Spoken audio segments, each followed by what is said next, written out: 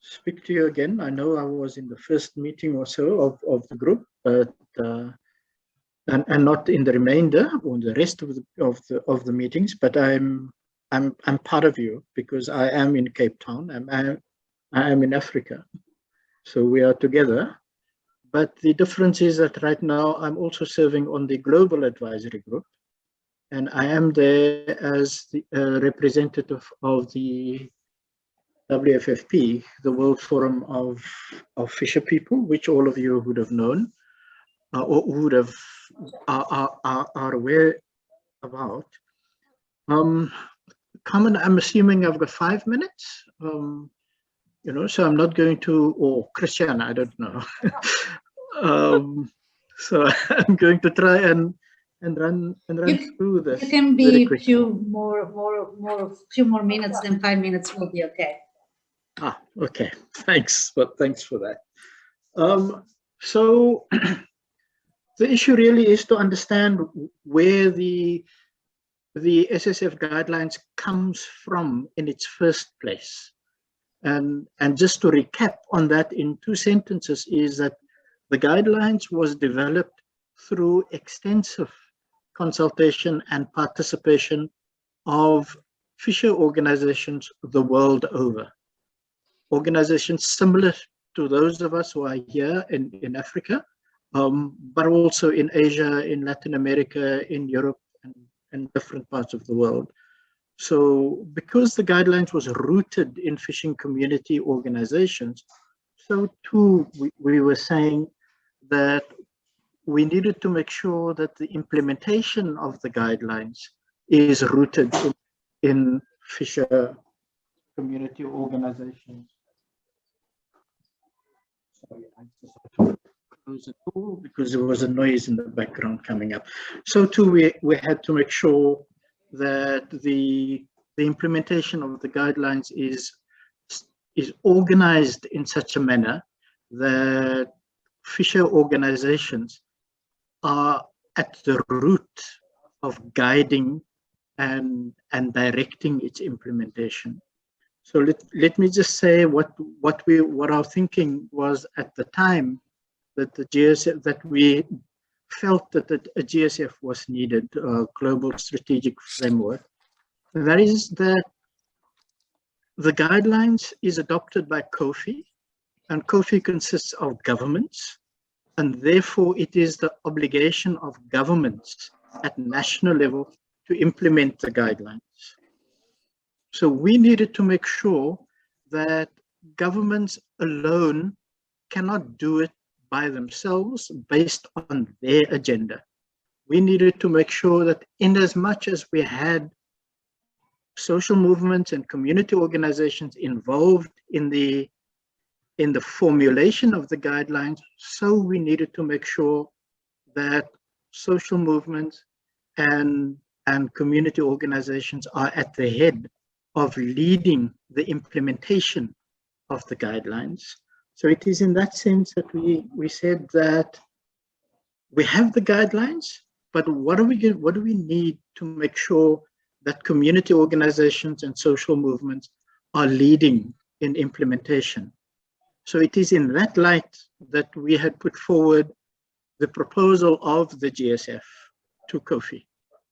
And the GSF is essentially a means of putting the guidelines into action, of giving real effect and practical effect to the guidelines. So the GSF clearly for us is not a document, it's not a structure, but out of reading it and interpreting it, we will see there are 2 key elements. The one element is that at a global level, an international level, COFI and the FAO need to be guided by what social movements are saying with respect to implementation of the guidelines. So we have a global advisory group, and that global advisory group consists of WFFP, WFF, the International Treaty Council of Indigenous People, and others. but they are international organizations or representatives of international organizations. They do not, that advisory group does not operate at a regional or national level. It is the members of the organizations that sits there that has to implement the guidelines at national level. So that is the important distinction. We're saying that it can't be the role of FAO or the advisory group internationally who will make sure that the guidelines are implemented nationally or regionally. It has to be regional organizations and national organizations. That is what is said in the guidelines itself. So the purpose of the advisory group, both at global and at national level, is really to make sure that the guidelines is given practical expression and is implemented. So the membership of the advisory group at the regional or national level would essentially be decided by whoever is implementing it. So it's a flexible structure at national level. It can even be flexible at the continental or regional level, except that we are saying that it is the social movements who must be at the helm of it. The social movements must lead it. So that is where the idea of the that's the idea that the GSF or the Global Strategic Framework proposes.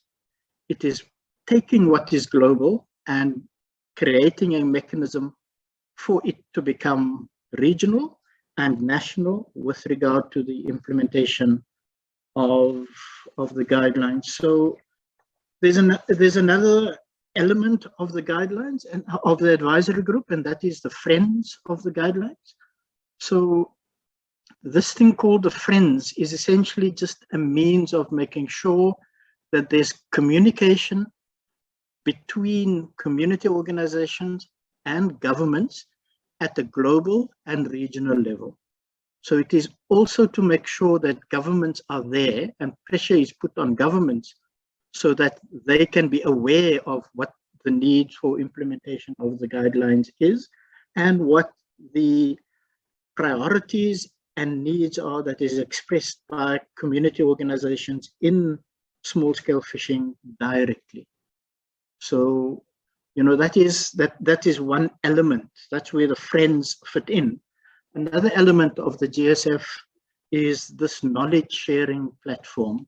So now I need to be very clear, and you must ask me questions about that, because the knowledge sharing platform is spoken about or referred to in the GSF, but it is not a structure. It is not an organization. It is not a physical formation in any way. The knowledge sharing platform is merely an instrument that can be used by national or continental movements to give them information and to help with analysis of technical information. So it is taking knowledge and transforming it into a helpful manner to be used locally and nationally or regionally. So the knowledge sharing platform isn't a physical structure. It will take shape based on what the organizations at national level or continental level want it to look like and what their needs are. So it will change from country to country, from continent to continent. That is what the knowledge sharing platform is. So the knowledge sharing platform doesn't exist on the global advisory group, but it will exist at national level in as far as national level movements feel it is needed. So, and I think that's probably the most complicated thing, but the important word to end off with is the continent or the regional advisory group also has a function to engage with regional intergovernmental organizations like the African Union or the sub-regional group SADC and so on. That is where the the regional groups will, advisory groups will play a role. And that is, you know, and the line of communication between the global advisory group and the regional advisory group would be the secretariat that you have at regional level with the global secretariat. The difficulty we had in putting a regional representative on the global advisory group just meant another bureaucratic structure, another layer of having to spend money and so on, when it is a functional thing, it's an operational thing. So the secretariats will communicate with each other, but the work and the decisions will be made and done at the regional or national level. That's the message that the GSF says. So it essentially is the GSF is a means of putting the SSF into action at national level or at regional level. Thanks, Christiana. Questions I'm open to be asked. Back to you. Thank you, Nasik, for that presentation. And I'm welcoming people to forward their questions, if we have any, to Nasik.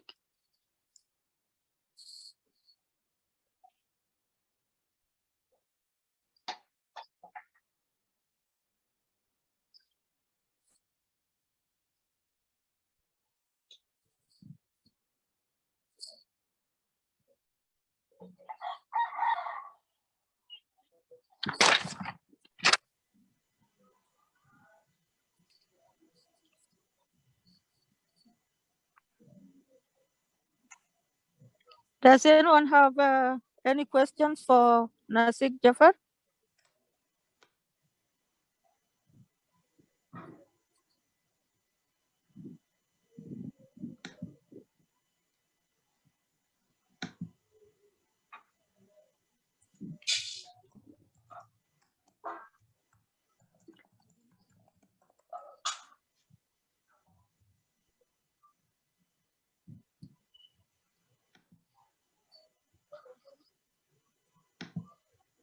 Christian, I see Vincent's hand.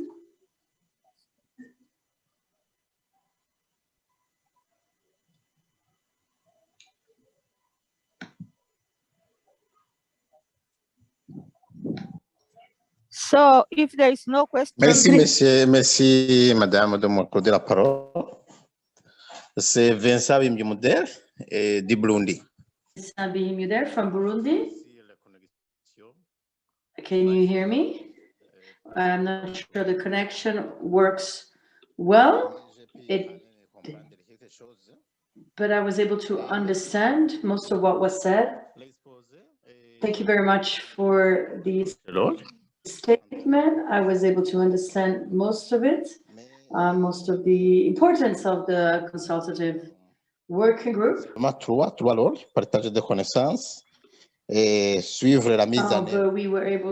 we need to do more information sharing and to make sure implementation is put forth, and therefore we need to raise pressure. And in terms of implementing the directive, I also understand the communication that needs to exist between regional and national organizations. So I've understood the first aspect of what was shared.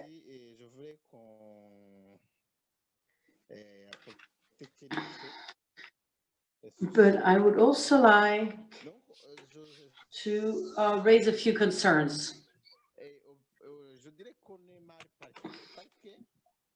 I think we are on the wrong path because the group is not yet well known. It wasn't adequately introduced nationally or internationally. And the reason why we work in hiding, as if in hiding. We are not yet known by the government. So the international organizations such as the African Union, the FAO, and it's hard to approach such organizations. But if we needed to have national meetings, which could regroup all of us as representatives, as well as people from these organizations, FAO, the African Union, on a national level. So we must first get in touch with these organizations in order to officially work with them.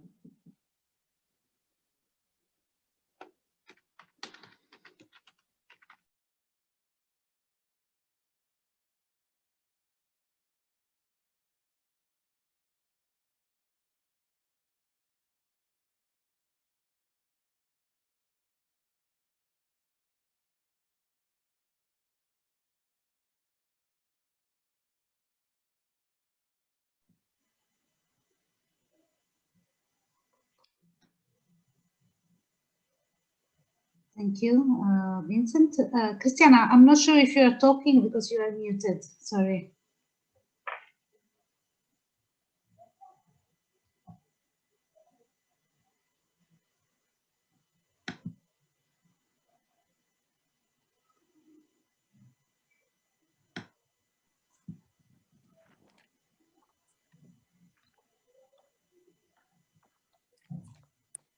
Christiana, I think we can hear you now.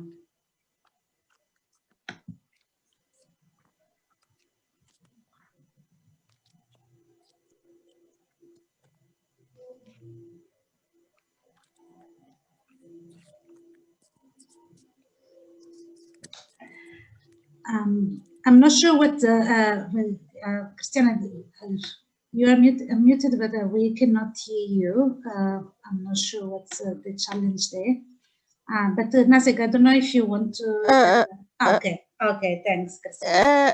I'm back. I'm sorry, my system is lost its volume, and then I don't know. So.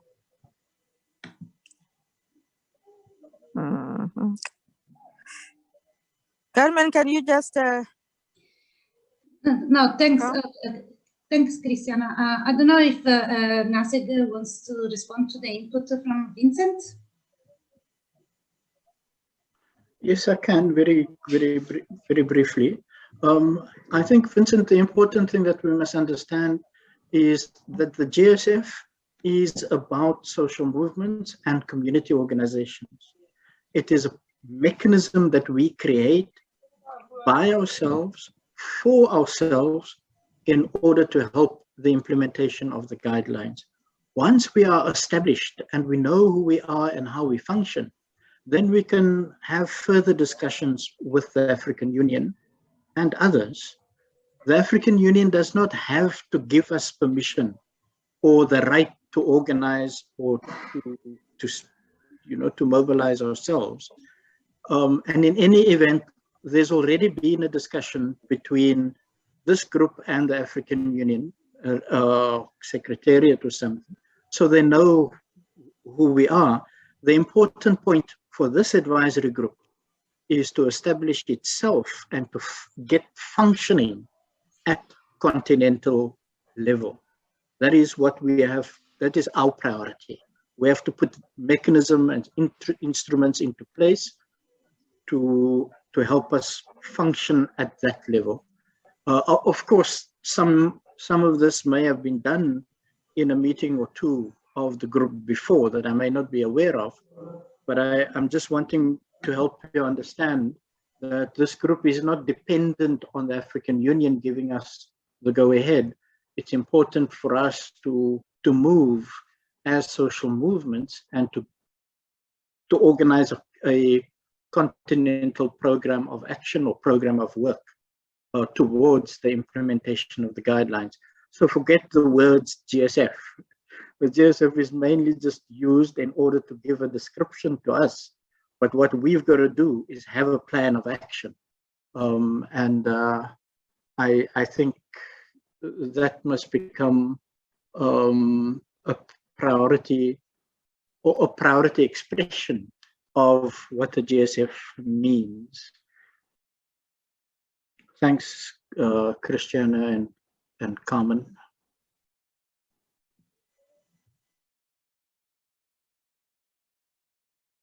I can also ask if there's any other question to help with keeping the process going, or even a comment or criticism. I think it's important. Thanks, Masek. Christiana, you are muted. But yes, if there is any other comment.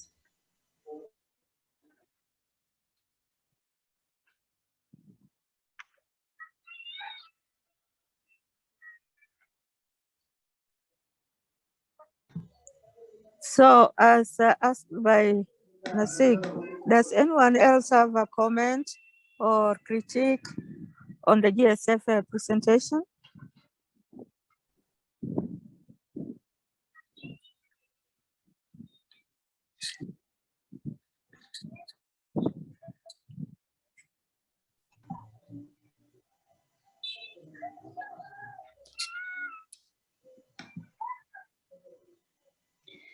Christiana, so just we move to the next input, because we will have time at the end to also. Oh, okay.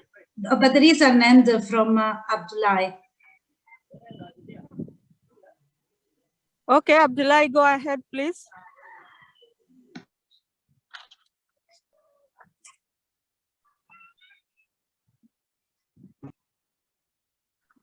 Bonjour. Hello. Hello, everyone. Vous m'entendez? Can you hear me? Oui, nous vous entendons, Abdoulaye. Hello, my name is Abdoulaye Koumé. I'm from Senegal. It's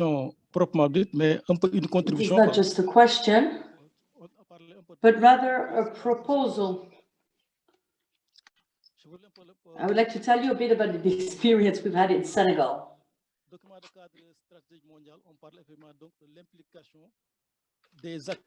We were speaking about the implication or the involvement of local actors. And what I'd like to tell you is that we have started in Senegal a process since 2018, and that this work has as an objective to involve local organizations. So we've organized a sharing workshop in collaboration with the Confederation, the African Confederation of our small-scale fisheries, as well as a small organization called the Advisory Consultative Group on Fisheries. And we started elaborating together a plan of action.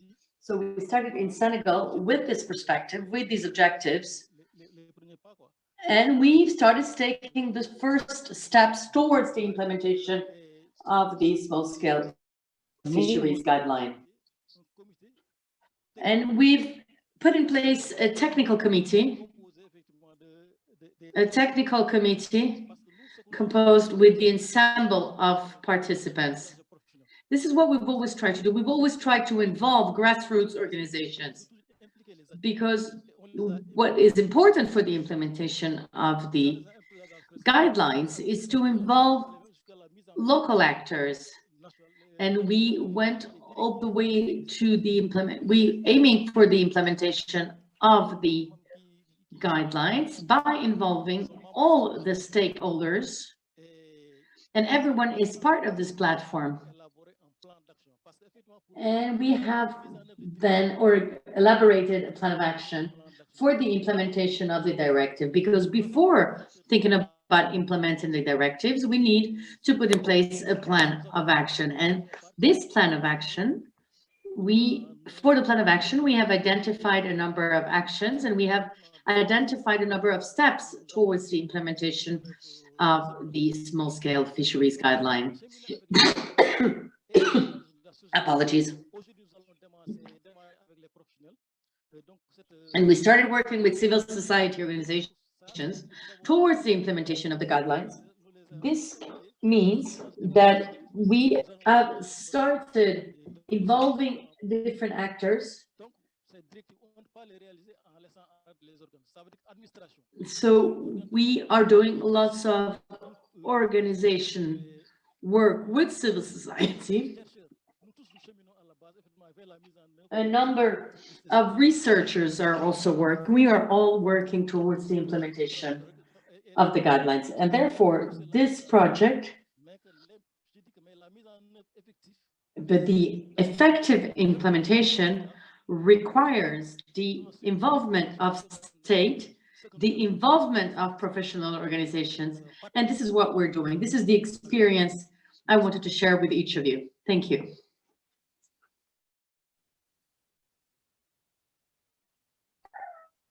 Thank you. Senegal, do we have any other comments or questions?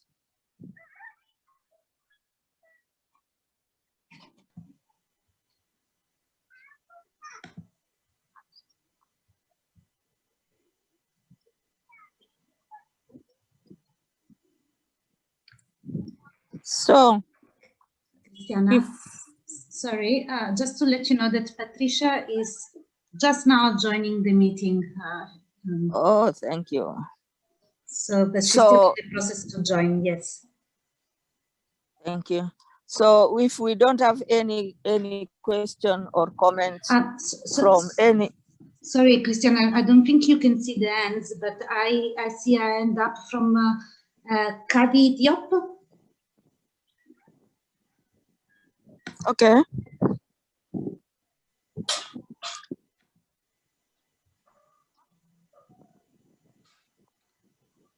Kadi, please Welcome, go ahead. Kadi.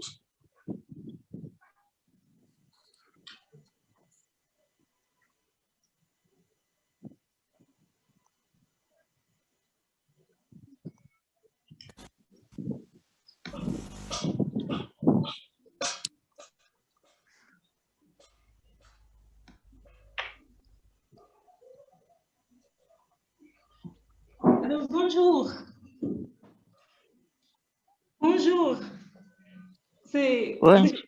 Allô? Hello. Allô? Bonjour. Allô?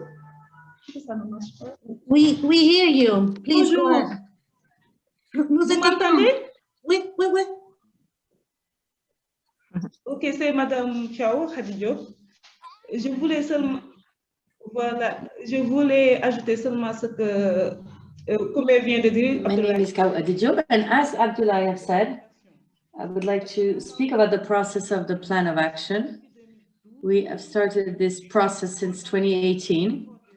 We have done so in the Ivory, in Côte d'Ivoire, Gambie et au Sénégal. Le processus in Guinea-Conakry, and Gambia, and in Senegal. The process of the plan of action has started since 2018. And the CAUPA has allowed Senegal to work on the process of implementation, and we will continue this process on all levels, because this is not about continental inland fisheries is also part of these issues, and we have a program qui sont dans la pêche continentale, and we keep working with countries who are still working in fisheries such as Mali, Togo, to do more workshops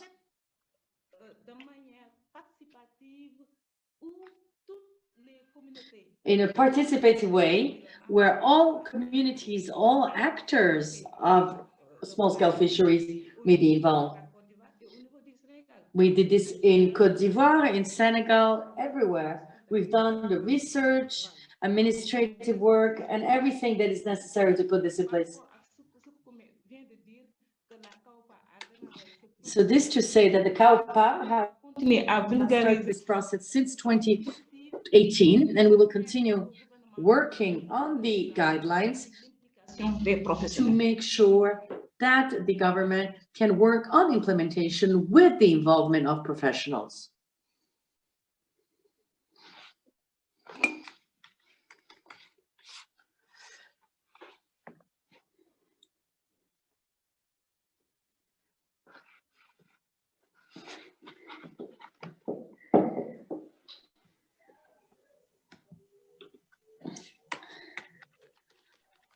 Can we have that said in English, please?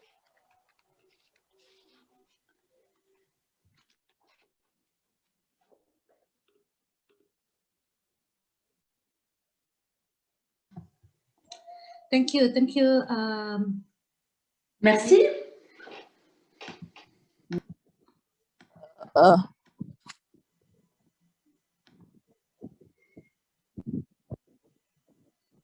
So thank you very much for presenting.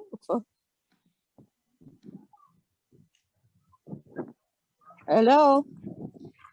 Okay. Yes. We hear you, Cristiano. Yes, we hear you, Cristiano. Thanks.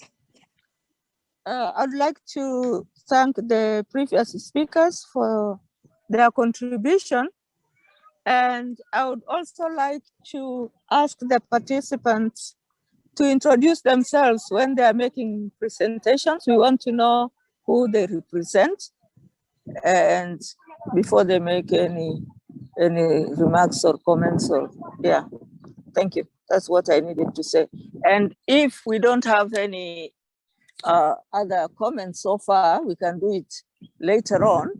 I would request my colleague Patricia, thank God you are here, to do your presentation. Thank you. If I may just interject, on the Swahili channel, 2 interpreters are working at the same time. Thank you.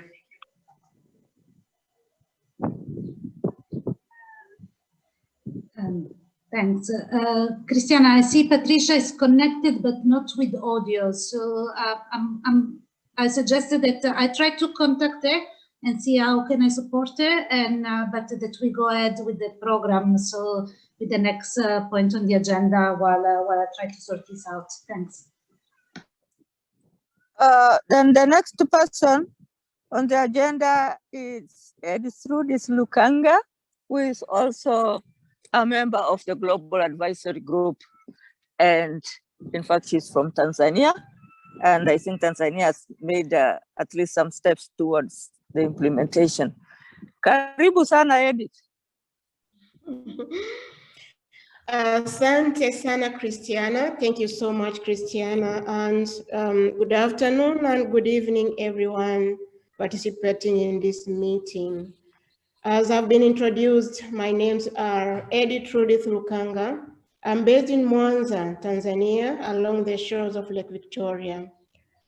Yeah, to introduce myself further, I'm part of the African Women Fish Processors and Traders Network as a Secretary General, and I work with a local organization here in Tanzania, a national organization called EMEDO, that is also hosting the Secretariat of our FishNet. And also at the national level, we are hosting the Tanzania Women Fish Workers Association that my organization has also been in the forefront towards its formation in collaboration with the ministry responsible for fisheries. Yeah, so at the global level also, I am part of the Global Advisory Group for the Global Strategic Framework for implementation of the SSF Guidelines, representing the World Forum of Fish Harvesters and Fish Workers, to which I'm part of the Executive Committee as a co-president. So thank you again for this meeting and for the opportunity to allow me to share the lessons and insights emerging from the experience in implementing the SSF guidelines in Tanzania. Yes, Tanzania will have made some interesting strides in implementation of the guidelines. And if I should commence from the point made by the previous speaker, Nasib, that the policies or the instruments that are being developed at the global level through FAO or at COFI, its implementation happened at the national level. And therefore, it has been also part of our role in creating such mechanisms for the SSF guidelines to be implemented at the national level. So I think I will share my perspective or the experience from the civil society perspective, while taking into consideration that I was part of the development process together with other organizations through my organization WFF. And therefore, immediately after the adoption of SSF guidelines in Rome in 2014, the global civil society organization, the social movements, strategized to see that having this instrument at the global level, having the SSF guidelines, adopted is one thing, but implementation is what will matter in order to improve the lives and livelihoods of the people. So from there, then we mobilized these resources, and Tanzania was one of the countries that through social movements and their national organizations organized various processes to raise awareness on what SSF guidelines are and the importance of its implementation. So in Tanzania, EMEDO, as a member of WFF, the World Forum of Fish Harvesters and Fish Workers, we organized this national consultative workshop to raise awareness on the SSF guidelines at the national level and to call for the government and other national stakeholders to draw their interest in implementation of the guidelines. As it is stated in the guidelines itself that the guidelines, implementation call for the governments to be at the forefront. The mandate is on the hands of the government. But how would they be able to implement if they are not really aware of what is it that is contained in the guidelines, what the human rights principles that are contained in the guidelines, and so on and so forth. So when EMEDO was organizing this very first national workshop to raise this awareness through this consultative meeting, we strategically invited participants from the ministry, mostly from the local government authorities, from some representatives of private sector, academia, fisheries research institutions, fishers and fish worker organizations, and fishers themselves, and women working in the fisheries sector.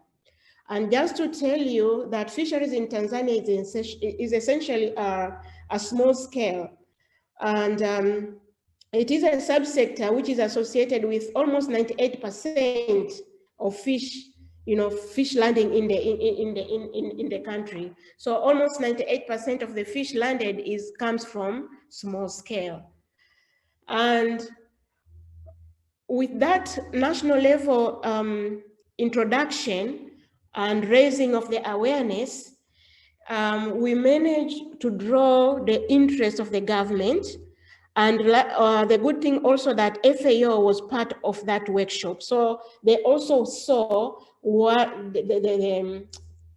what was needed to be done, the call for all the actors who were in the room towards implementation of the SSF guidelines. So here, what I would want to say is that engagement of the government and other potential actors, including the fishers and fish workers organizations at the local level, is very, very important, but also engagement of development partners and funders is also important because implementation needs financial resources for it to be done. So from there then, in 2017, the Ministry of Livestock and Fisheries, through the Directorate of Fisheries in Tanzania, signed an agreement with FAO that FAO would support the country towards the implementation process. And this support geared at supporting the country towards developing the national plan of action for implementation of the guidelines. And therefore, I'm really grateful that my brother from Senegal, Abdoulaye, also shared that in order to implement, processes need to be done, including the development of the National Plan of Action. So with that, civil society continued to play a very significant role. And in accordance with, I think, section 13.6 of the guidelines, that calls for establishment of a national task team that would coordinate the implementation of the guidelines at the national level. We did that, and it is composed of, various sectors. It has private sector, academia, research institutions, various ministries that are responsible for social, economic development of the fishing industry or small-scale fisheries, but also women working in the sector and fishers through their organizations as well. So what happened after constituting this national plan of the national team? We started, in order to move on with this, we needed to build a constituency, because if other stakeholders, if other actors at the national level are not aware, are not informed, they will not have the interest towards the implementation of, of such instrument. And bearing the fact that the name itself, it is voluntary.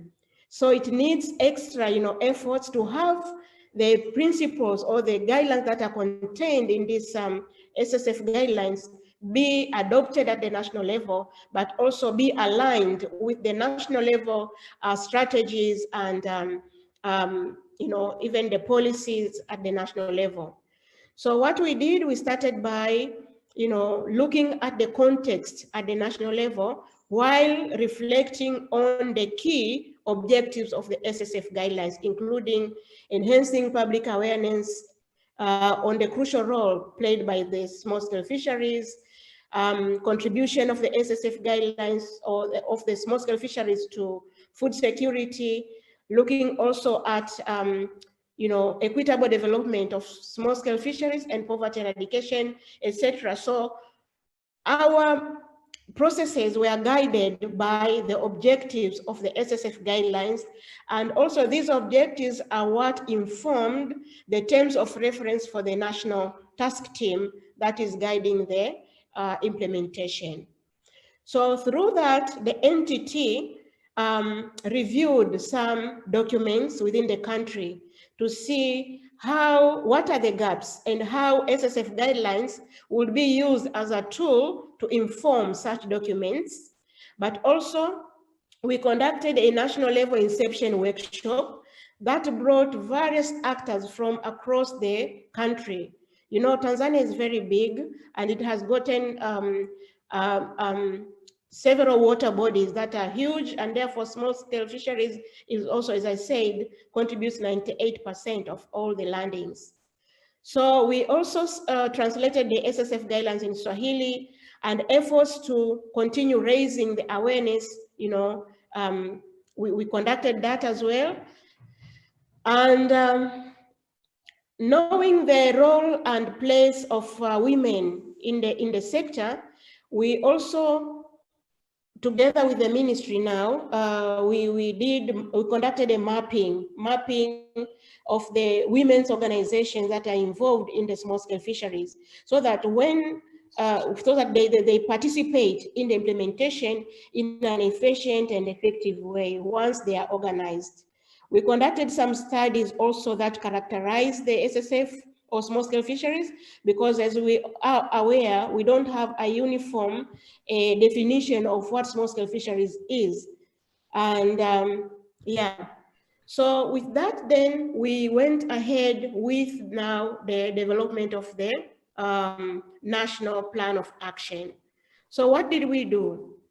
While aware of the importance of engaging the small-scale fishers and fish workers, we conducted a series of consultative workshops in all water bodies of Tanzania, and this aimed at bringing together fishers and fish workers in their localities. And therefore, we identified the hotspots of small-scale fisheries in Tanzania, where all these were consulted. And these consultations were guided again by the objectives of the SSF guidelines and also by the key principles of the guidelines, including the human rights-based approach. So we probed these communities, the men and women, while continuing to raise awareness on the SSF guidelines. So asking, for example, questions, what needs to be done, you know, knowing now that we have this tool, we have SSF guidelines as an instrument, we have some gaps in our policies and national instruments. What do you as fishers and fish workers, as women, think that if this and this could be done, it would improve the lives and livelihoods of the fishers and fishing communities, but also help in the realization of the objectives of which the SSF guidelines was formed. So we gathered all these inputs, and also we consulted the ministry itself, because the ministry is big, all the sectors within the ministry. We consulted the research institutions, all of them to gather their input so that it informs the national plan of action. So with this, when we went to the local level now to ask the fishers and fish workers, it was not just looking at one element of the value chain. We went across getting representatives from all the three stages of the value chain, like the pre-harvesting, the harvesting, and the post-harvesting, meaning that here we looked at the porters of fish, we talked with the fisher themselves, the processors, women, food vendors, net menders, you know, the traders, and you know, all the sectors, the important sectors within the fisheries value chain were consulted to get their views as to what do they think will take us to where we want to be in terms of implementation of the guidelines towards securing food security and poverty alleviation. So yeah, this whole process started far back in November 2017. And as I speak today, we already have our draft national plan of action. And it was verified during the National Consultative Workshop during the World Fisheries Day in November last year. And this March, towards the end of this month, we are going to launch, the National Plan of Action for the implementation, during which various actors again will be invited, and organizations, including the small-scale fishers and fish workers organizations, and particularly women, through their national organization that we have managed to establish. They will be represented, and they will pledge also their commitment towards implementation of the National Plan of Action. And important thing to note here is that the National Plan of Action is not cast in stone. It is a living document, and therefore it will continue to be revised so that to bring on board all the important elements, the issues and programs, so that during the implementation, we all aim at, towards the end, realizing, the improvement in the lives and livelihoods of the fishing communities, small-scale fishers and fish workers. So, yeah, I think this is what I can share for now, unless there are questions. And yeah, to finish it off, I want to say that, implementation happens at the local level, at the national level. And even at the national level, we have different, categories. We have national level, district level, ward level, and even at the beach level. So it is really, really important to continue raising awareness at the beach level where fishing occurs, where fishers are, where the fishing communities are, so that they engage in the implementation. And this is very important. If we are claiming to implement and we are not seeing any progressive realization of human rights at that local level, we are not implementing anything.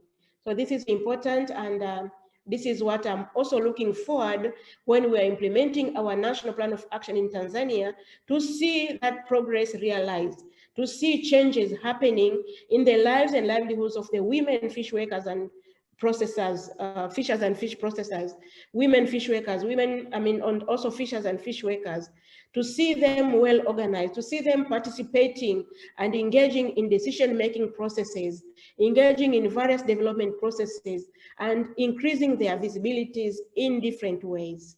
So thank you so much again for having me in this meeting and for allowing me to share this experience. Back to you, Carmen and Christiana. Thank you very much, Edith, for a wonderful presentation and for sharing with us your wisdom and your experiences and the actions you took to be able to arrive at that level of almost launching your national plans. Thank you so much. Do we have anybody who wants to ask a question or maybe comment on something? Hello. Yes. Okay. Yeah. My name is Amenya Banda. I'm the National Project Coordinator for the Small Scale Fisheries Project in Malawi. I have a very short question. First, thank you so much for Counterparts in Tanzania for a very comprehensive presentation and really wonderful presentation. I just wanted to find out, I don't know if you have the timeline for the implementation for the National Plan of Action. Say like when, like for how long you're going to do that. And you mentioned that this is not a cast stone document, but it will continue to be revised. So I don't know if you have put those timelines. And the second thing, since you started the whole process in 2017, this is 2021. It's been really a long time working on the plan. What are some of the challenges that you have faced so far? Or what are some of the things that you could just share with us here that some of us will be starting soon to work on the plan? What are some of the changes that you have faced so far? Thank you so much.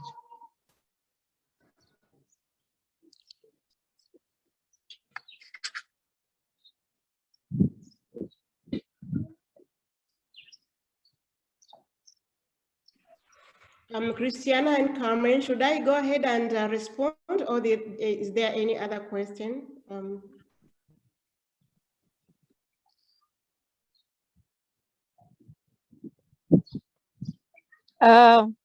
Maybe you can respond to that one, and if there is any other question, we'll let you know. Thank you. Yeah, thank you so much, Amenye Banda from Malawi, for this interesting question, very important question. Regarding the timeline, yes, we are going to develop a plan of implementation plan, and this, before the launching itself, we are meeting, the national task team, we are meeting 2 days prior to the launching. So the launching will be on the 31st of March and 1st. And 2 days before the launching, we are going to meet. And this will also agree on the timeline for the implementation. But also, together with this timeline, we will also have like annual plans. So each year we'll be having these annual plans, what is to be done depending on the priority. So during this launching, we already have in the calendar or in the program various organizations that have been invited, who will also pledge their contribution to the implementation, and all this will be taken on board in the implementation plan in the timeline. Yeah, so yes, we will have the timeline or implementation plan, I would say, that I will share later after our meeting on the towards the end of this month. Regarding the challenges, yes, we started in November 2017. What are the challenges? As I mentioned, it all started from the civil society perspective during the National Consultative Workshop to raise the awareness on the SSF guidelines that was conducted by EMEDO, the local organization that I work with here. And that was, for most of the people, especially from the ministry, it was their first time to hear about the SSF guidelines. So it needed a process, as I said, building that constituency. And after the formulation of the National Task Team for implementation, us as a team, we started building capacities amongst ourselves. And civil society had played a very important role. I was part of that team to build the capacity of the entity, to get to understand in details what are these. And even constituting this entity needed a lot of support from the SSF, from the CSOs who participated in the development process. And from there then, we deliberately mapped, different workshops or meetings that were happening at the national level. We would seek for a slot to make a presentation on SSF guidelines. So continuing to raise awareness continuously, that's the key. And that is one of the challenges that we faced. And the second thing is that, as you are aware, the implementation or this whole process requires funding. And Tanzania, we are lucky that we are supported by FAO in the implementation. So sometimes there is a period that we need to slow a bit because we are waiting to access the funding and so on and so forth. But also the implementation lead now is the government, is the ministry. And the ministry's calendar is always full. So sometimes it also takes time before we move from one stage to the other. So these are some of the challenges. But the current challenge is the COVID-19. For example, the stakeholders consultative workshops with the fishers and fish workers at the local levels. Tanzania, we have 5 major water body or regions in terms of water bodies, like Lake Victoria, the whole stretch of Indian Ocean, Lake Tanganyika, Nyasa, and small water bodies. And we had one hotspot district identified in each of these, water bodies. And coordinating and going through all this, doing consultations, probing, consulting the fishers and fish workers, consulting the district management team, it is a process. And really it is a process in order to get issues that reflect the real situation of the communities, of the fishers and fish workers. You need to take that process so that at the end of the day, when you are preparing the National Plan of Action, it reflects the realities, and the fishers and fishing communities are able to identify with what is being stated in that National Plan of Action. So this is what I can say in response to Amenye's question. Thank you. Thank you so much.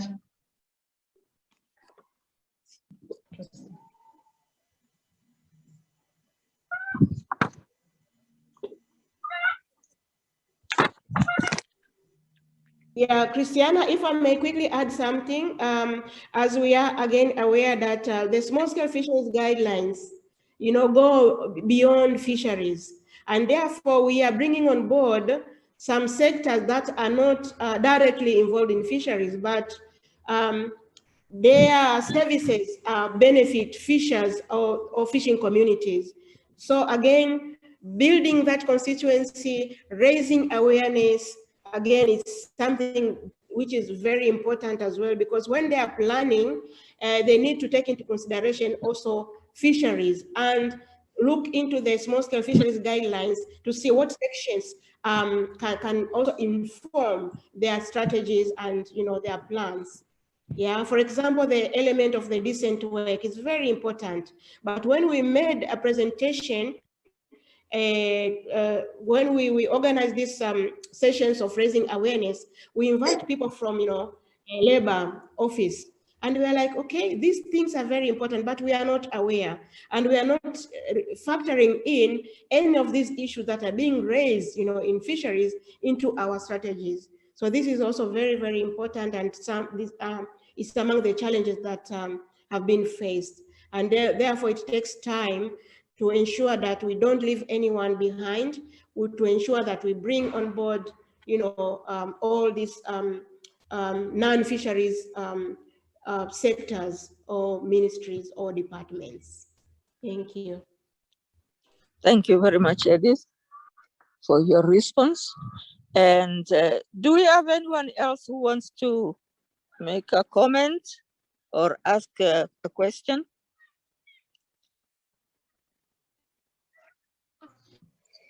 Christiana, Carmen, do you see anyone? No, I don't see any hand, Christiana, but I also want to suggest that given that we still have 2 inputs to be given and we have about 40 minutes left, that we actually get to Patricia and Sylvie, and then we have a discussion at the end. Thanks. Thank you very much. So, Patricia, are you there? Please, can you go on with your presentation? Thank you. Votre connexion est des questions spéciales, mais je ne sais pas si vous me donnez l'occasion de. I don't know if I have any questions at this point. Would you like me to give my presentation now or ask a question?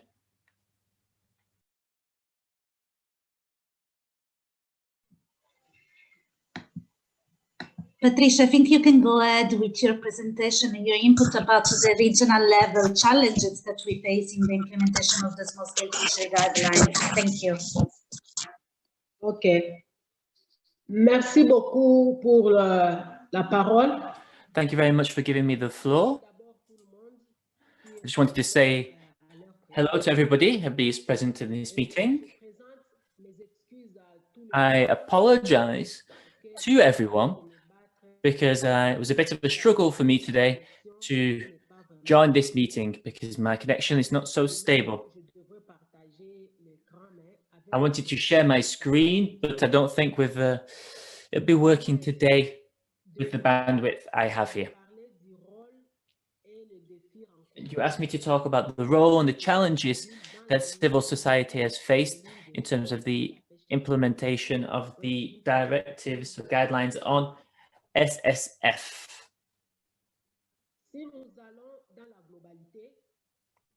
To look at things on an overall level, civil society and NGOs, as well as the state and other institutions, are fighting to improve the living conditions for all of our citizens thanks to lobbying of officials, and we launch projects that benefit the local communities, as well as looking for funding and support to be able to launch our projects.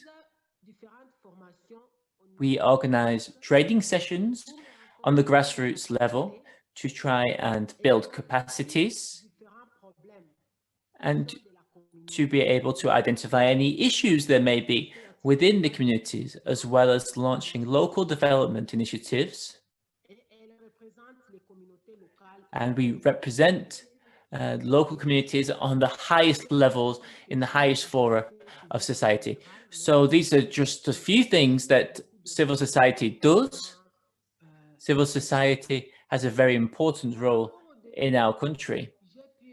In terms of challenges, I've highlighted a few challenges. The first of which is our relationship with the government. They are not working on these guidelines. states, in terms of the leaders, decision makers, are not really taking on board these guidelines. African governments really need to take on board this tool. They really need to take ownership of it. It's a multi-sector issue, and they should really bring it into the strategies for fisheries in different countries. The second challenge is the coercive aspects with regards to these guidelines. Needs to be encouraging people to go ahead and implement them wherever possible. The state needs to be providing support to ensure that all stakeholders are really involved in the implementation.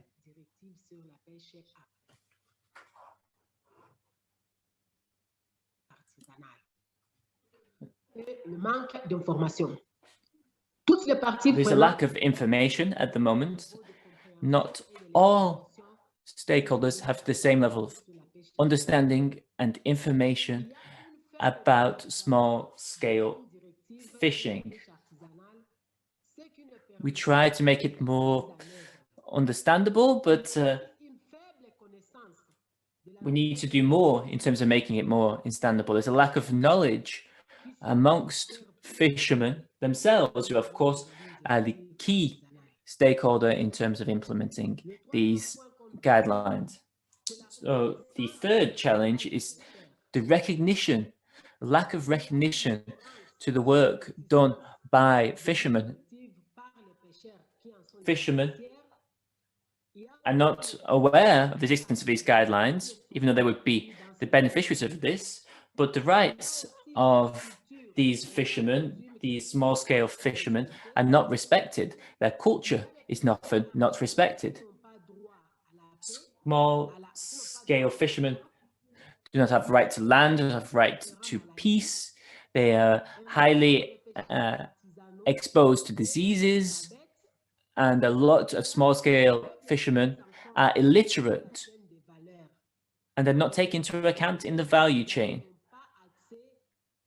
Small-scale fishermen do not have access to markets even often to sell their products themselves. So that's a third challenge in terms of valuing and recognizing their work. But there's also another challenge, a challenge which is related to the issue of infrastructure. The majority of fishing sites in Africa today are inaccessible. The roads to get there are really difficult. And so because they're so secluded, it's difficult to get the products out of the regions and get them to markets. So the products sold at these sites are not sold at a fair value. And with regards to infrastructure, the fishermen often lack equipment. The equipment they're using is not adapted to modern challenges, it's not modern enough. They're using inappropriate equipment, inappropriate nets, and things like that. And this has an impact on their activity. They also lack modern infrastructure for the conservation and the processing and the transport of the products themselves. So that's the challenge of infrastructure. And the fifth challenge is resources. Human resources and then material resources.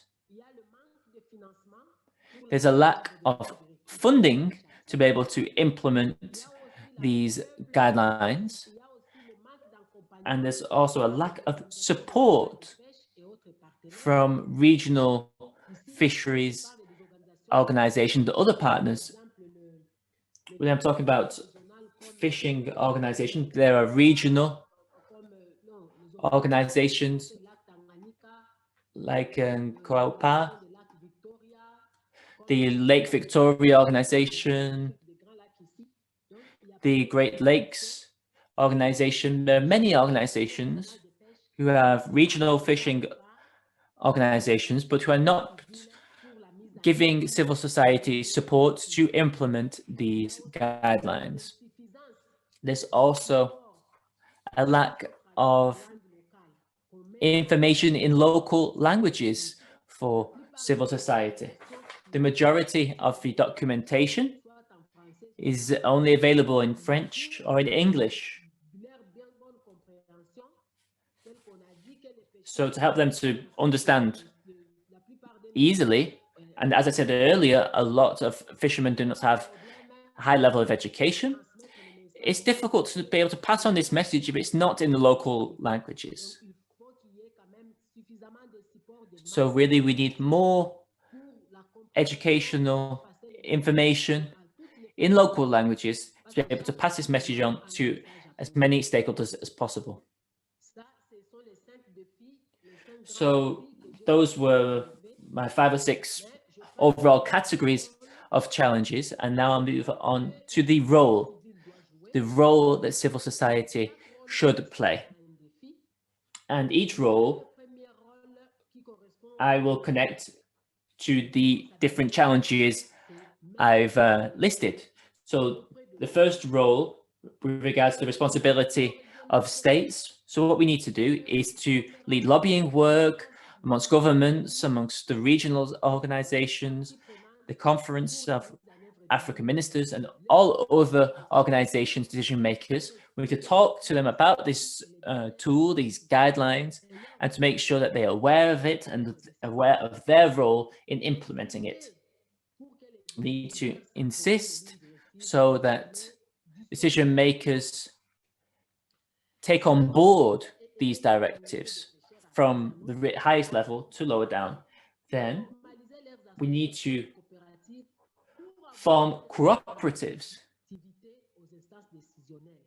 to have more of an impact on decision-making bodies, so that the grassroots level is really heard. We need to be structured, and therefore we'd have better representation.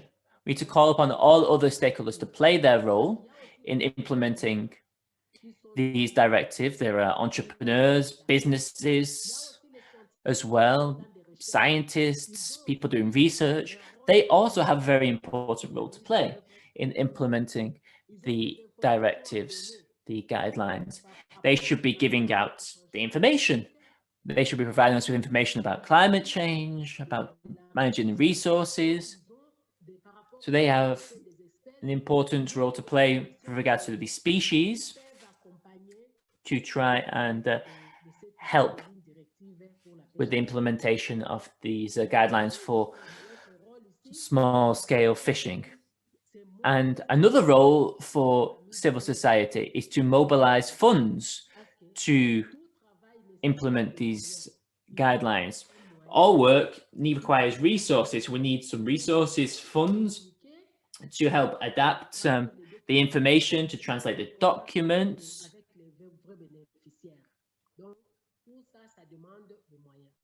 All of this takes money, it needs funds.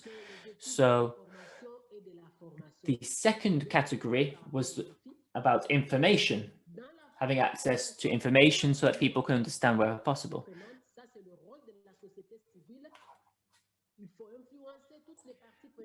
Civil society needs to be able to influence all stakeholders. We need to talk about it. We need to raise awareness about these small-scale fisheries guidelines so that everyone understands the content of these documents. And then once everybody's understood, everybody will know their role, they will act in the appropriate way.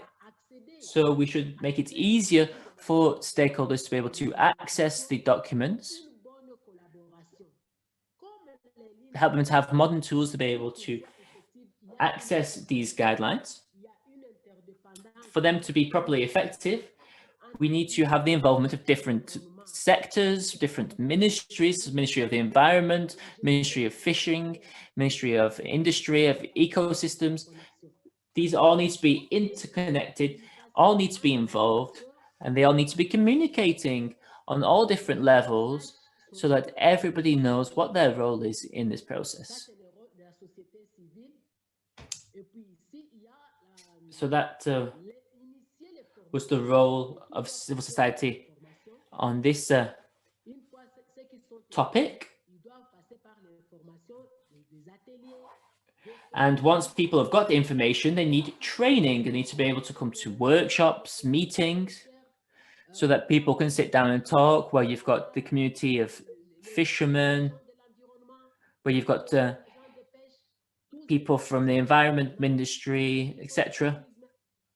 People involved in tourism, everybody all around the table at a meeting, at a conference, so that we can all talk and really discuss our different roles in implementing these guidelines. Because if we don't work together, people will see others as threats.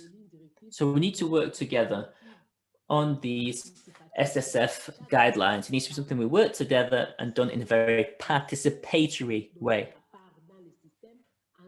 Everybody should be helping move forward this whole system all together. And then we can also organize exhibitions and fairs to exchange experiences, to exchange best practices and talk about what's been changing, and to help improve relationships amongst different stakeholders.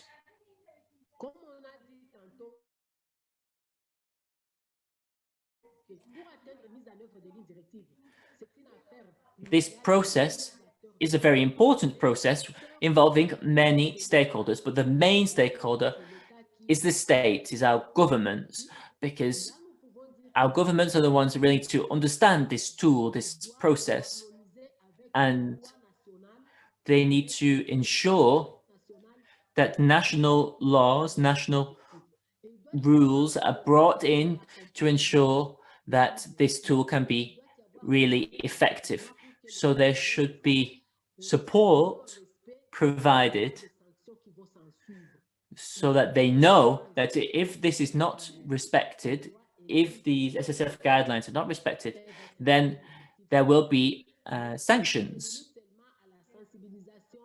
If we only just do awareness raising and training, you will have no guarantee that the state will be doing their side of things. So we've said that to achieve with this process on small scale fishing, fishermen need to be involved on all different levels. Their voice needs to be heard on all different levels. So we're saying that fishermen are the key stakeholders. They're the key part of the implementation of these guidelines. So the role of civil society with fishermen is to ensure that they understand their role, make them feel valued, make sure they understand everything that's going on so that their voice can be heard at the highest level, so that they understand their rights. So we have to give them support in order to do this. But to provide support, again, we will need resources. And in order to have resources, we need to involve those who are looking for funds. Who is looking for funds? I think these are the advisory groups, the African advisory group and the global advisory groups are the ones who are looking out for funds, because those are the groups who have already put together these guidelines, and they are the ones who've understood that we need to raise awareness about fishing in Africa, small-scale fishing in Africa. So I think these are the groups who will be helping us with the lobbying work and in terms of mobilizing funds and resources so that the message reaches the fishermen and that everything can be translated into local languages. I think that's it for me. That's it for me in my presentation. I hope my connection was good enough for all of you to hear me. It's a shame I wasn't able to share the screen, but I will send it over to you so that you can see my slides later on. I'm open now for any questions you may have.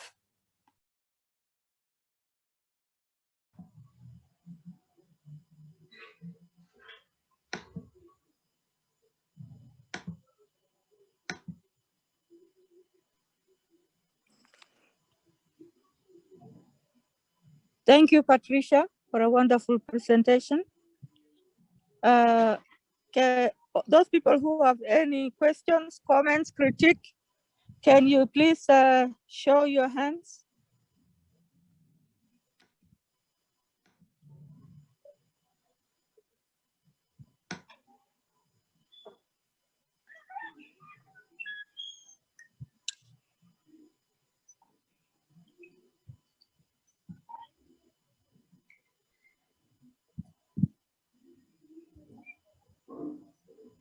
Cristiana, I do not see any hand at the moment, but I also want to suggest that we give Sylvia an opportunity to give her input on the experiences of implementing the small-scale fishery guidelines at local level in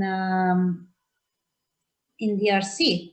And then we have some concluding, discussion. Thanks. Okay, go ahead, please.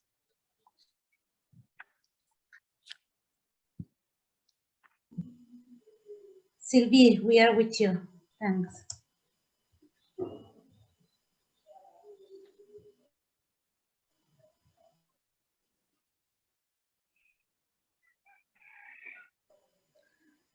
Sylvie, you're muted, so we cannot hear you.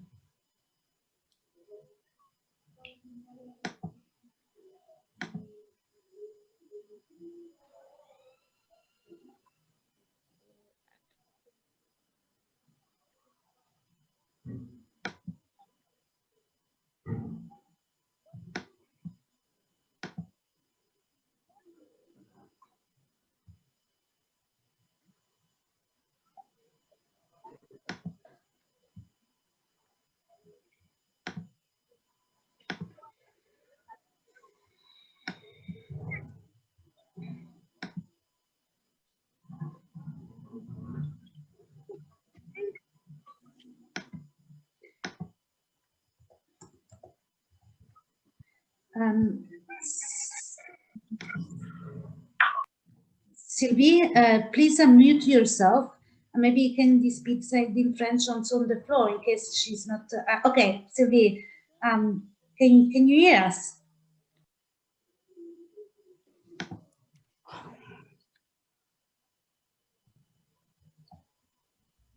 Sylvie, vous avez la parole. Vous pouvez ouvrir votre micro et faire votre présentation sur l'état de la mise en œuvre en RDC.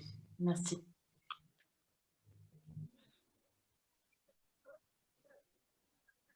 Allô, bonjour. Bonjour tout le monde. Je suis désolée, peut-être c'est un problème de la connexion.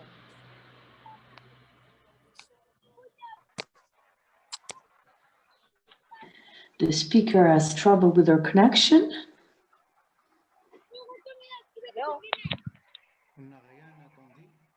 We couldn't hear you.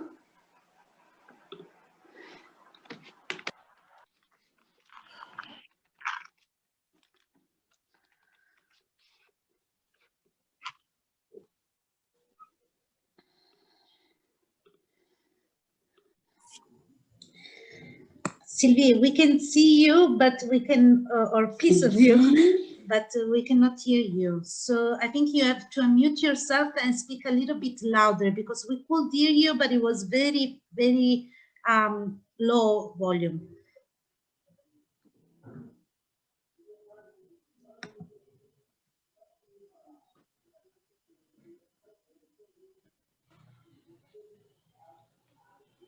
Allô, bonjour tout le monde. Hello, everyone. I'm sorry, I'm having connection trouble. Est-ce qu'il vous serait possible de vous rapprocher du micro le plus possible?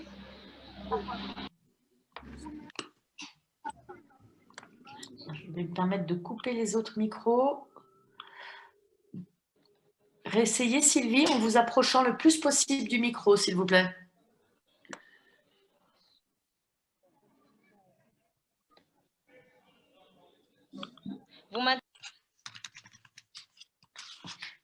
Oui, il faut que vous parliez pour qu'on puisse voir si on vous entend mieux.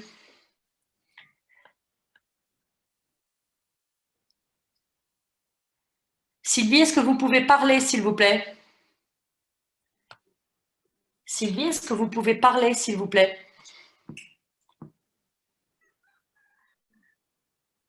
Sylvie, on vous entendait juste pas très bien. Donc, si vous pouviez recommencer à parler en étant le plus proche possible de votre micro.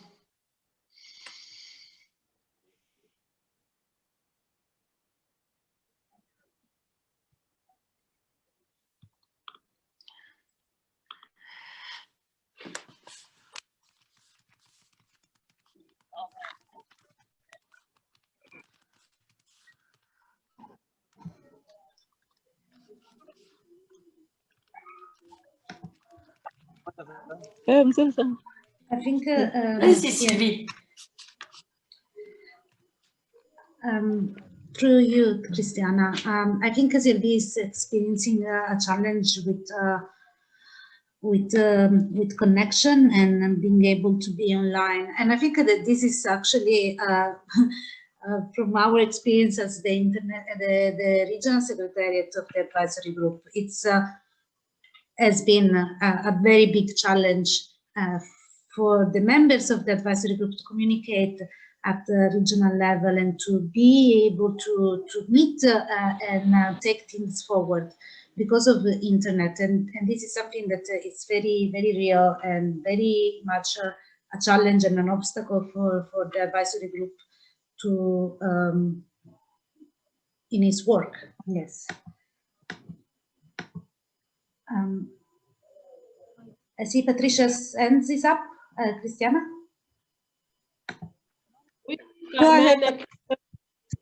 Oui, Christiana, merci pour la parole. Je voulais juste... Thank you, Christiana, for giving me the floor. I'd like to say that connections are truly a problem. As you can see, on our own level, we have difficulties in joining meetings and listening to the meetings and speaking in the meetings. So this is already a major problem for us. And I think, as we can see, if maybe we could move on to something else and leave a note for Sylvie, and perhaps she will be able to speak in the chat and share her process so that the Secretariat will still have a contribution in order to enrich the reports for the region.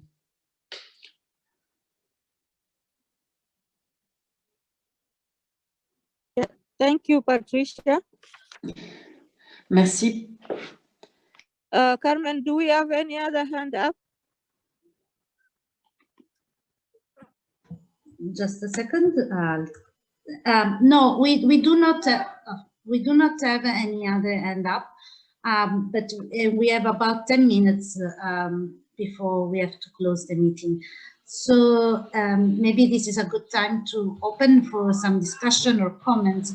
I think that one of the things we were really open to do in this meeting was also to hear about, indeed, not just about the good experiences in terms of the implementation of the small-scale fishery guidelines, but also the challenges and really the political issues that we are seeing at a continental level that needs to be addressed through the use of the small-scale fisheries guidelines. Thanks, Christiana.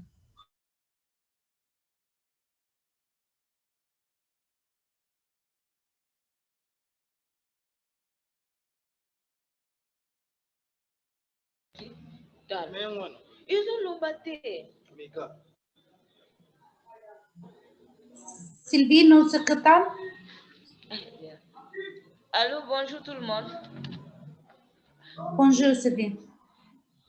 Hello, everyone. I'm sorry about with my screen. There's an echo. I'm having connection problems because of the rain. Thank you for giving me the floor. May I speak? Oui, allez-y, Sylvie, on vous entend. Is that Sylvia? Yes, it is Sylvie. We can hear her now. Okay. Go ahead, Sylvia, please. Please go ahead.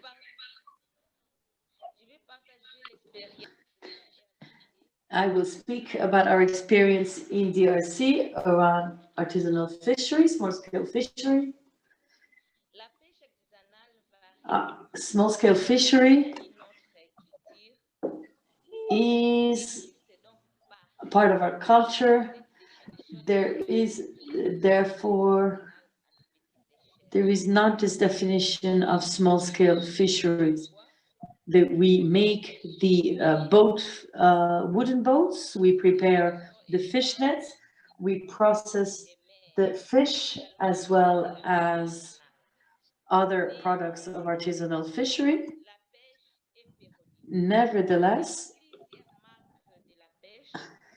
there are different types of fishery, but I will speak about 4 specific types.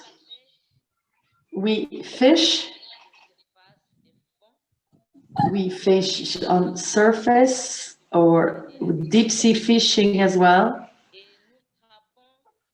And we catch fish, different, such as the captain fish and other types of fish. And we fish through our nets. And we catch different types of fish through net fishing, and we also do deep sea fishing, and then we also fish. As a general rule, artisanal fishery refers to both fisheries and to activities before and after fishery, which is very often a family occupation. And this activity tends to be, and this we see this in capitals. There is, depending on the poor quality of fishery, which are particularly present in local markets. And this has to do with national and international markets. Artisanal fishery employs about 2 million workers full-time, sometimes undocumented, and those are directly working within the fisheries value chain. 97% are we living in the DRC. Over 90% of workers are in small-scale fisheries, and more than 90%, 40% of this workforce is composed of women. More people employed in the value chain of artisanal fisheries in our countries. They work in inland fisheries, small-scale fisheries. 73% of fishers and workers of the fishery sector. More than half.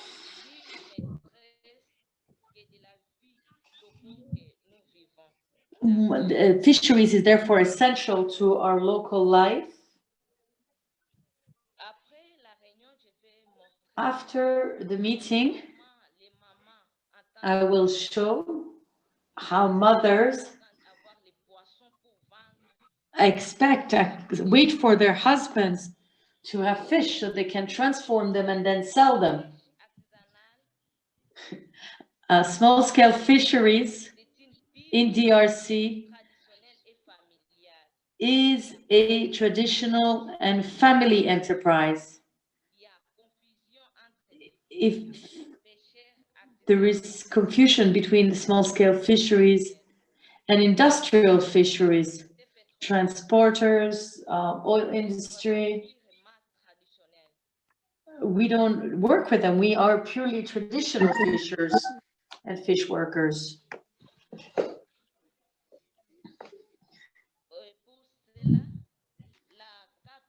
For this reason, the KPM, the Association of Small-Scale Fisheries, has reinforced its ability to produce and trade products of artisanal fisheries through civil society organization called COPACO and through FIDA.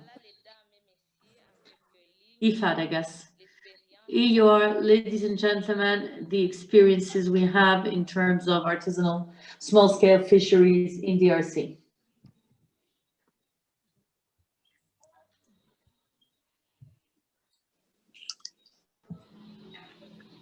Thank you, Sylvia.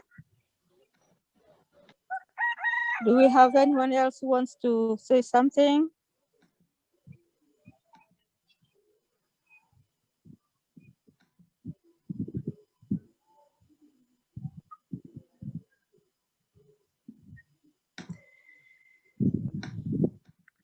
Christian, I don't see any hands. So I thank everyone who has made interventions and asked questions. My name is Christiana Saitilowa, and I come from Lake Turkana in Kenya. I think I also have to share something small because this is an information sharing session and experiences sharing session as well. So here, especially in Kenya, the civil society working around fisheries and fisheries issues are kind of scattered. There is need to bring people together to have a stronger voice. And sometimes 2 or 3 of fishers organizations can work together and go up to the national level, but we need to involve all the fisher groups or organizations so that we can have a stronger voice. Somebody mentioned earlier about the relationships with the government. You know, most of our governments agreed or signed the voluntary guidelines. They ratified the voluntary guidelines for small-scale fishers. But one thing I am sure of, even at the global level, the governments have negated on the issue of human rights and people's rights. And without human rights and people's rights, then there is no small-scale fisheries and there is no guidelines. I'm saying this because I come from a small-scale fishing community. We are actually referred to as the water people. They are known as the El Molo on the eastern parts of Lake Turkana. The El Molo people's lives revolves around the lake. The lake and the fishery is their soul. Therefore, if there is no respect for their waters, for their culture, because the waters also, the lake involves their spirituality. So if the guidelines or the government while implementing does not take all this in consideration, then there is no small-scale fisheries here, because these are the people who actually fish for the purpose of living. They have not made fishery a priority, you know, a money-making machine or priority. Yes, they can sell a few fish, but it's actually their life, their livelihood. So for the government to grasp this, a government that has been, you know, that has always taken the issue of money to be the priority, economy, I don't know what. So for them to take human rights and people's rights as a priority is very difficult, and we need really to push for this. We need to push for this from all levels, from the ground level to the international level. I remember when we were advocating for the rights of indigenous peoples, and then we got the United Nations Declaration for the Rights of Indigenous Peoples.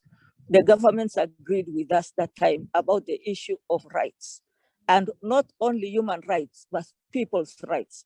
You know, now for the El Molo, for instance, they are known as a fisher community. So that is their right as a people. And therefore, now after that, after 2013, the government slowly by slowly have started negating on the issue of rights. And that's now where we need to really put a lot of effort. So also when we had the meeting in Zimbabwe, the last meeting we had in February last year, these issues came out. These issues came out. And when we spoke about the SSF, the implementation of SSF guidelines, then it is only Tanzania, and it is still Tanzania which has come to having a national plan or action plan. The other countries of Africa, even if all the organization and civil society are trying to advocate for the implementation of the small-scale guidelines, we have still not got anything tangible from all the work we have put in. Apart from the Gambia, where at least we had a lady from Gambia in Zimbabwe who shared that they managed to translate the small scale, the guidelines into 4 native languages.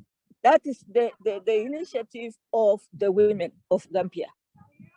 There was no help from FAO.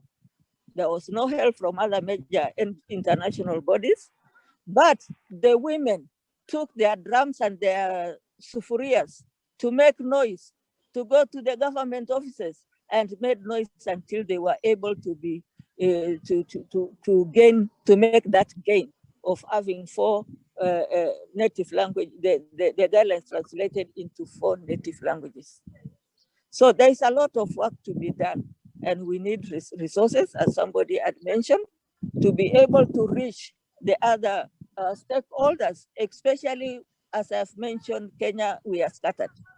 And there's need to unify our voice. That means traveling from one end to the other, crisscrossing the country to bring the voice of the small-scale fishers to be one. Thank you very much. That's what I needed to share. And because we have no more time, Christiana, group, sorry, Nasser wrote to me in the chat, but it was a private message. I think it was a mistake. He said he wanted to say something, but he couldn't raise his hand. But we also have we have 5 minutes max to close because of the interpreters also need to go. Thanks. Thank you, Nasi. Can you go ahead?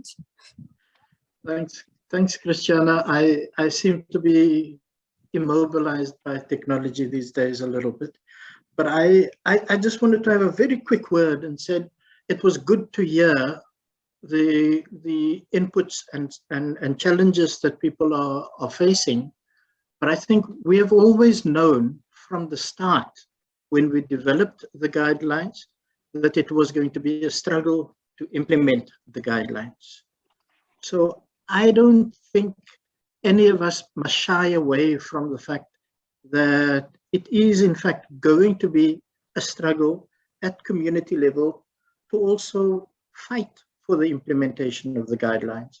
So community mobilization and community organization and efforts at local level is going to be at the core of making sure that the guidelines implementation happens or that it is achieved.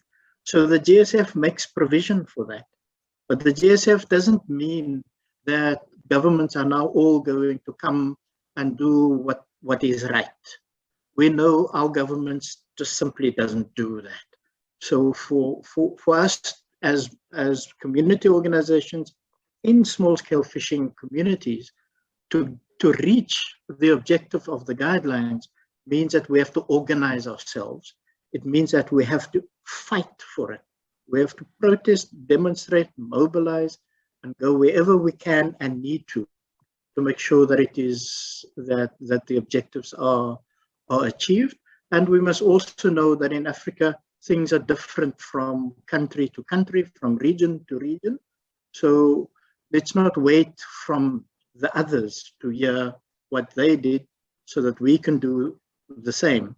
Let's do it, and let's struggle for it, and let's learn from whatever things doesn't work and share it with each other so that we can improve on how we can engage in battle on our battleground better next time.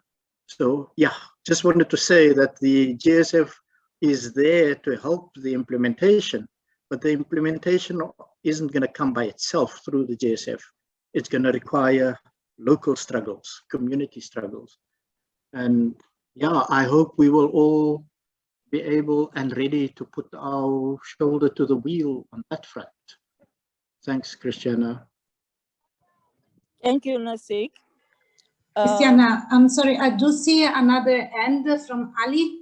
I don't know if it was a quick comment or because we do need to close, but I just don't want to ignore the end. Thanks. Welcome, Ali. Please go ahead. تسمعوني? You are listening to me now? Yes. Is it l'interprétation est très bien? Bien sûr. Carmen? Ouais, ouais.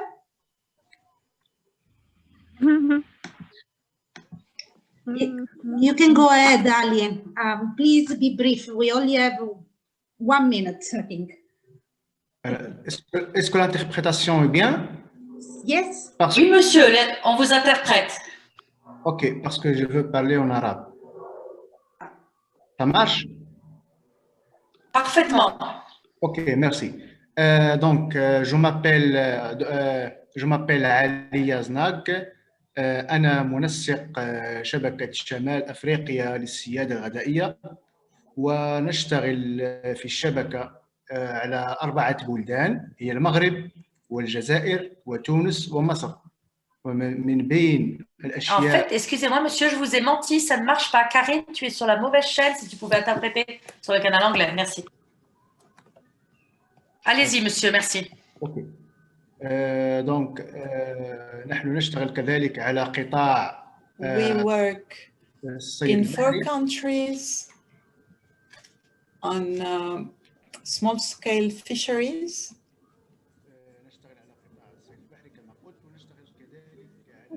And we also work on small-scale fisheries and for example, in Morocco, there are small-scale fishermen, and there are Russian companies who work on the shores in Morocco, and there is a workforce of thousands of workers who work in this sector.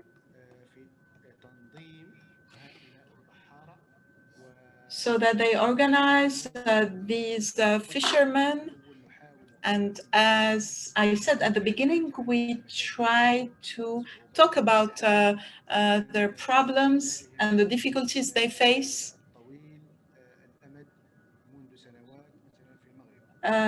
which they face since many years in Morocco. We are also concerned about developing the resource, especially that Morocco is an African country that is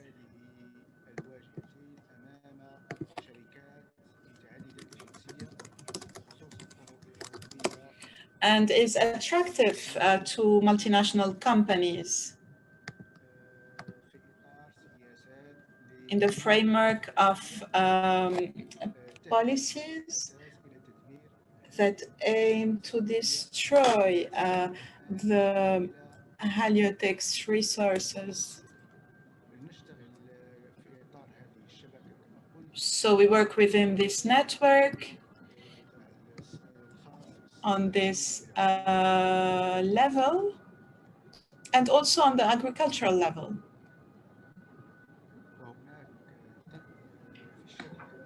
And in the network, there is a small union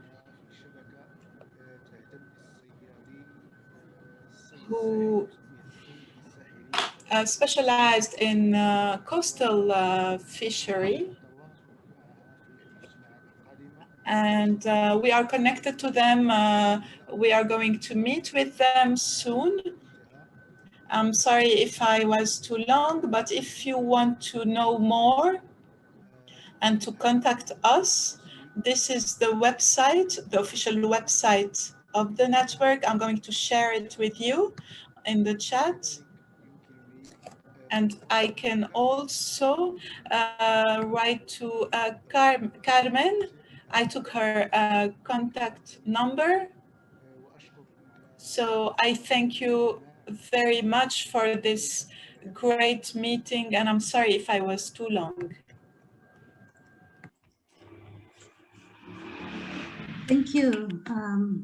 Thank you, Ali. I did send you my email address. Please send me yours. It will be really important to connect indeed with the North African region, which is what is really missing in terms of representation at the African Advisory Group level at this stage. I think Christiana has lost connection, so and we are very late, so everything that is left for me to do is to say thank you, everyone. Thank you for your participation. A special thank you to the interpreters for their support and their availability. And we will continue to organize this kind of session as an Africa Advisory Group in the future, so that we can continue to share with each other. We can no longer hear you. Yes. And continue to really build our work and our struggle at a regional level as well. So thank you, everyone, and have a great continuing of your day.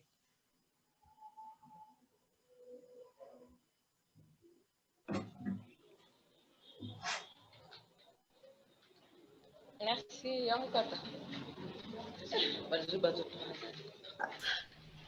I just wanted to add my word to the indefatigable Emily from the translation team. Thank you, Emily. Much appreciated. So I'll take the opportunity to thank Karine, Kais, Mike, Ivan, Firmo, and I think this is the entire team. Oh, pardon, I apologize. CD and Lovi, who are working with us today. Thank you, each of you.